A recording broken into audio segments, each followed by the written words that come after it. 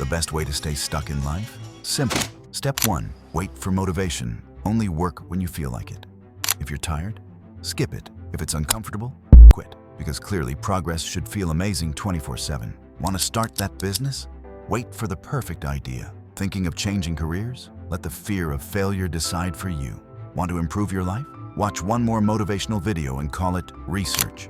Step 2. Overthink everything. Make 57 pros and cons lists. Play every worst-case scenario in your head until you're too exhausted to try. Convince yourself you're being smart when in reality, you're just scared. Step 3. Compare constantly. Scroll for hours. Let strangers on the internet determine your self-worth. If they're ahead, you're behind. If they win, you lose. That's how life works, right? Step 4. Never finish anything. Start a book. Drop it. Start the gym.